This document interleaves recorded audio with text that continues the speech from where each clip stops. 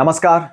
क्या 5 अगस्त 2024 को लद्दाख वासियों को उनका अवामी हक यानी कि यूनियन टेरिटरी विद लेजिस्लेचर मिलेगा? मैं मेजर जनरल राजेंद्र सिंह ठाकुर, सेवानिवृत्त, आज आपसे मैं इस मुद्दे पर बात करूंगा। हम सभी जानते हैं कि 5 अगस्त 2019 को प्रेसिडेंशियल ऑर्डर के मुताबिक जम्मू कश्मीर स्टेट में जो आर्टिकल 370 का प्रोविजन था उसको कैंसिल कर दिया गया और उसके बाद जम्मू कश्मीर स्टेट को रीऑर्गेनाइज किया गया और जम्मू कश्मीर रीऑर्गेनाइजेशन एक्ट 2019 के मुताबिक जम्मू कश्मीर स्टेट से 2 यूनियन टेरिटरी बनाई गई। Union territory of Jammu and Kashmir, जिसमें कि लेजिस्लेचर भी शामिल था, और यूनियन टेरिटरी ऑफ लद्दाख, जिसमें कि सिर्फ यूनियन टेरिटरी जिसको कि लेफ्टिनेंट गवर्नर के नीचे और उनके नीचे कुछ ब्यूरोक्रेट्स का प्रावधान था। पर यूनियन टेरिटरी ऑफ लद्दाख, जिसमें पहले 2019 के पहले 4 एमएलएज होते थे, लेह, करगिल, नुब्रा और झंस्कार के, तो legislature union territory of Ladakh में नहीं दिया गया। सवाल ये उठता है कि आर्टिकल 370 तो तीनों डिवीजन से निकाला गया, जम्मू कश्मीर और लद्दाख से, पर जो लेजिस्लेचर जब जम्मू और कश्मीर को दे दिया गया तो लद्दाख को क्यों नहीं दिया? यूनियन टेरिटरी ऑफ लद्दाख बिना लेजिस्लेचर के, जिसको कि हनीफा जान जी खोखला यूनियन टेरिटरी बोलते हैं, इस अरेंजमेंट से लद्दाख के लोगों में बहुत नाखुशी फैली और हम सभी जानते हैं कि पिछले 5 सालों से ये नाखुशी लद्दाख के लोगों ने समय समय पर दर्शाई है, चाहे वो सोनम वांगचुक जी का आंदोलन हो या फिर जो अभी लोकसभा चुनाव हुए हैं उसका रिजल्ट हो। तो मैं समझता हूं कि जो लद्दाख वासियों की नाखुशी है ये बहुत जायज है। मैं समझता हूं कि लद्दाख यूनियन टेरिटरी को लेजिस्लेचर देने के 3 जरूरी कारण हैं।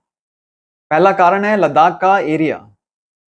लद्दाख का जो एरिया है वो है 1,73,266 स्क्वायर किलोमीटर्स।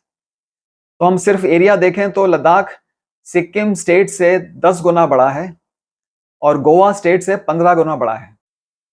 विश्व में 50 से ज्यादा देश ऐसे हैं जिनका एरिया लद्दाख के एरिया से आधे से भी कम है। जो दूसरा मुख्य कारण है लद्दाख को यूनियन टेरिटरी विद लेजिस्लेचर देने का, वो है लद्दाख का यूनिक कल्चर।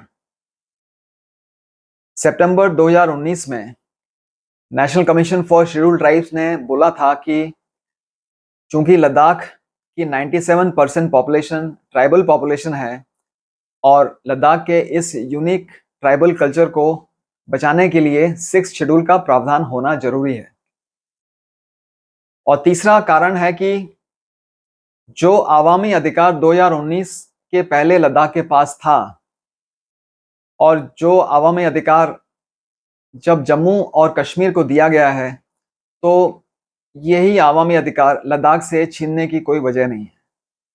इन सब बातों को ध्यान में रखते हुए मैं तमाम स्टेक होल्डर्स से अपील करता हूं कि जो Jammu and Kashmir reorganisation act 2019 में किसी कारणवश ये कमी रह गई है कि लद्दाख को यूनियन टेरिटरी विद लेजिस्लेचर का दर्जा नहीं मिला है, इस कमी को जल्दी से जल्दी ही दूर किया जाए।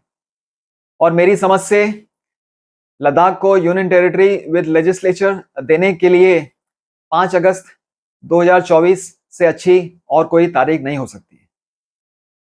यही मेरे वीडियो बनाने का मकसद था और अंत में मैं आपसे अनुरोध करूंगा कि मेरा चैनल, जिसका नाम है मेजर जनरल ठाकुर, इसे आप सब्सक्राइब करेंगे तो मुझे खुशी होगी।